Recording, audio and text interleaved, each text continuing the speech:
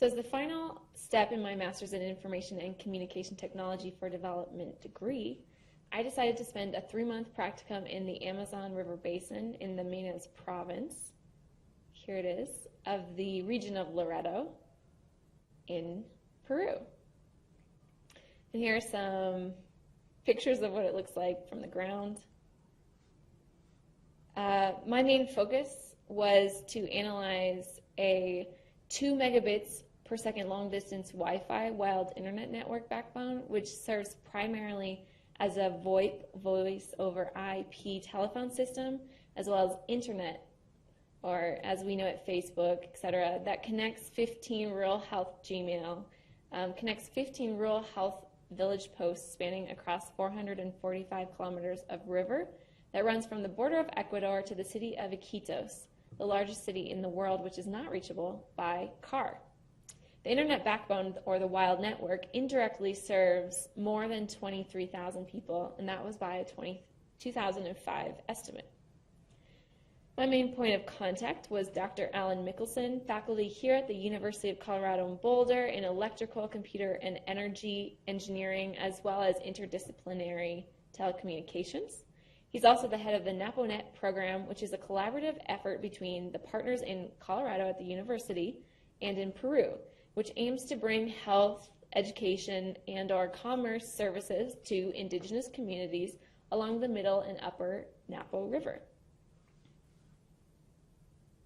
The program's main collaborators include El Vicariato Católico del San José de las Amazonas, which is a Catholic social organization in the area, the Centro de Salud de Santa Clotilde, which is a rural hospital which is in the middle and oversees all of the health posts along the river except for one, GOREL, the regional government of the state of Loreto, GTR, the Rural Telecommunications Group in the Catholic University of Peru in Lima, EJAS, the Enlace Hispano-Americano de Salud, or the Hispanic American Health Link, which comes out of Madrid, and CU Boulder, with a number of new initiatives currently being executed or beginning their execution. Partners and collaborators also include various organizations and companies from South America and Europe.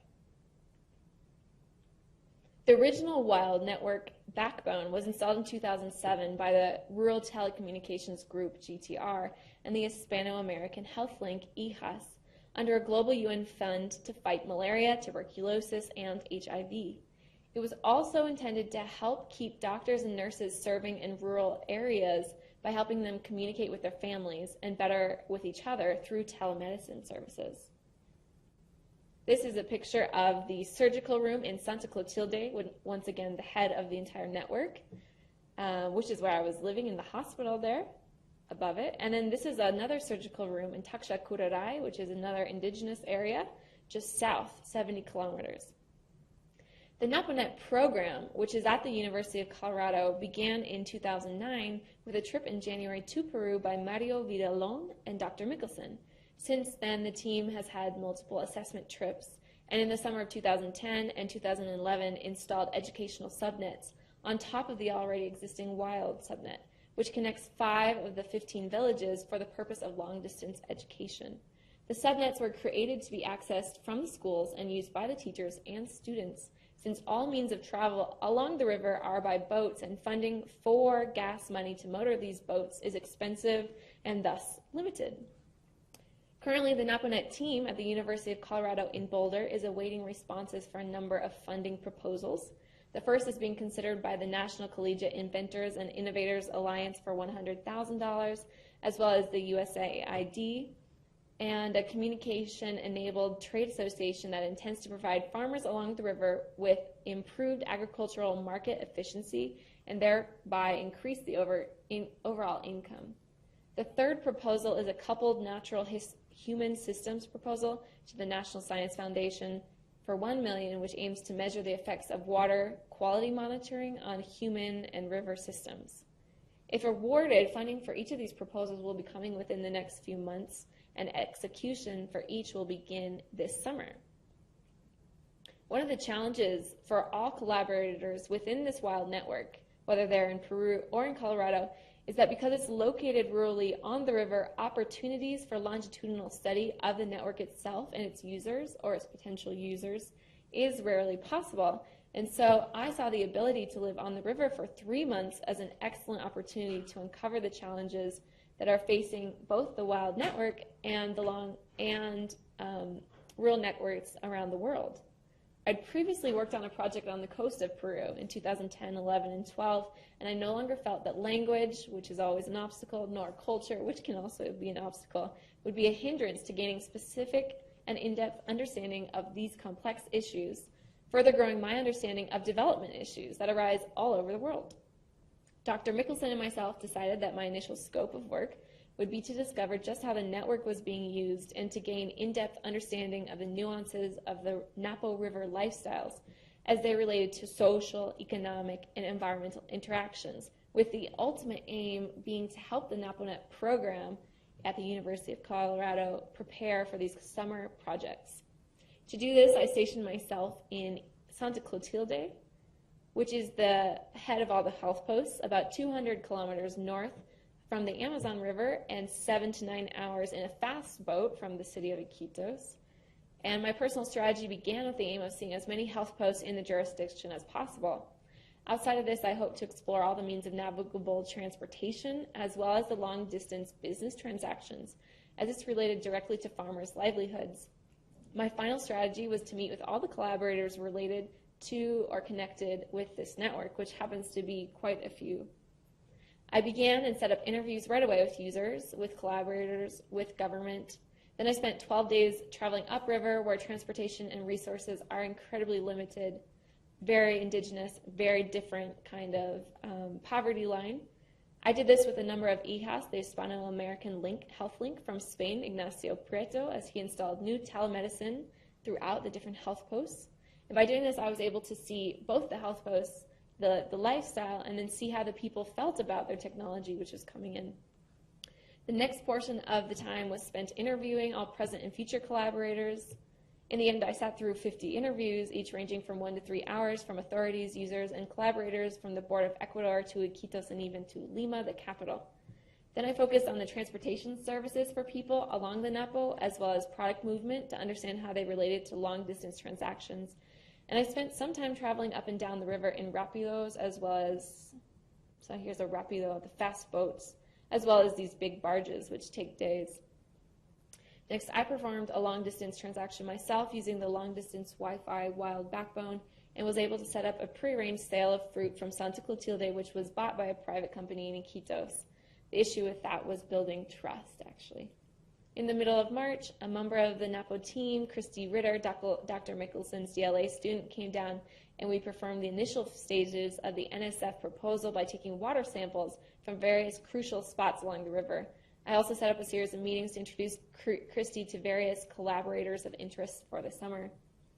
By April, I had seen all the health posts with the exception of the 4 south of Santa Clotilde, which is also different tribes, the Huitoto tribes, so I decided to go down there and see how that differed. Also, they have transportation daily. To accomplish this, however, I bought a used dugout canoe. I set up a number of different checkpoints and secure areas, and then I rode down the Napo River, and I stayed each night in one of the health posts, calling up and calling down to make sure I had arrived. And this took 4 days total. All of these activities were accomplished by conversation recaps and updates sent to Revi and other team members, as well as weekly meetings with Dr. Mickelson, during which we would talk about my findings, and Dr. Mickelson would decide how best to proceed from there and ask my support for it. Before leaving Peru, I also made it a point to meet with various collaborators for the NapoNET team to review my initial findings. So here's a quick overall of my findings to this point. I'm just going to go through them incredibly quickly. Financing is always a problem in rural Peru. On this particular project, we have a situation where the previous NGO owners, EJAS, did not realize the great danger they were putting the entire wild network in by handing ownership over to Gorel, the regional government of Loreto, who has no desire to pay for health services and refuses to pay for the network in any capacity. Part of the current strategy by the Rural Communications Group, GTR, is to get as many external and state programs involved in the network, which creates a demand for the network. However, with a mere 2 megabytes per second that is shared among 100 to 200 users at any point in time, saturation is becoming a real issue, and the network is nearly unusable. Of all the current issues presented by the system, the most concerning to me is the lack of government responsibility and therefore lack of funding for maintenance and innovation. Users are observing that the network is growing increasingly saturated, like I said, and they cannot use it. The main goal of the WILD network was to connect the various health posts and even prevent feelings of isolation for doctors and nurses living away from family. Because of the high levels of saturation and loss of service, whether that's by storm or just old equipment, the network has come to be nearly unusable at all, and the main administrators living in the river worry that they will return to where they were 7 years ago, completely isolated except for cloudy communications by HF radios. Until this problem is resolved, all potential projects are at risk. This is only one of the many complexities of the system now, so these diagrams were created to talk over with various groups with the intention of creating an action-based dialogue around them. They were also presented to all collaborators, with the exception of Gorel, who would not respond to phone calls in order for a meeting. I'd just like to take one moment to talk about the value of D for development in this master's degree. Internet, even telephone communications, are a luxury in so many parts of the world, and unlike the United States, where we have telephone lines and we've had transatlantic cables since the 19th century, where I would pay, for example, a portion to receive internet access in my home in Iquitos in Peru, 290 users share and pay 500 times more to get just satellite broadcast bits. These experiences are so important because us living in our cushioned world of really good technology can't even predict what will happen when we go to a place where people don't care about what we care about or know what we know about, and it throws our viewpoints of the world for a loop. And it's not until anyone travels outside of their cultural norms that they begin to understand how complicated the reality of international interdisciplinary work really is. It's absolutely necessary that we as students continue to strive to equalize our wisdom and knowledge in both technology and development. Without traveling to another country, one can't possibly grasp the full meaning of all the difficulties that arise. Nor can they predict the beautiful differences that they'll encounter either. One of the biggest ones there was the perception of the gift of choice. So, I've talked a little about the development aspect, but if you're interested, go ahead and look at my blog here, and then you're more than welcome to ask me to send my report to you in 2 weeks. I'd like to take the opportunity to thank the University of Colorado's NapoNET team and Dr. Alan Mickelson for agreeing to work with me, the Atlas Institute's Director of MS-ICTD, Dr. Sarah Revy-Sterling, who is continually honest and helpful and a good guiding resource, John, Jill, Vicky, and Riche for all your wonderful leadership, the Grupo Telecomunicaciones Rurales with PUCP in Lima, and the Enlace Hispano-Americano de Salud, who have so graciously allowed me to accompany them upriver to Alto Napo. Thank you, Nacho and Leo. To the Center of Salud de Santa Clotilde for allowing me to use them as their home for 3 months, to accept me there, to DIRESA, to IAP, to UCP, and all the friends that have made their way and made me feel at home when I was not. To my family, my mother who came to visit, my father who allowed her, my best friend Skylar Bryony, and especially Michael Benko, who always gives of himself freely, regardlessly. Thank you very much.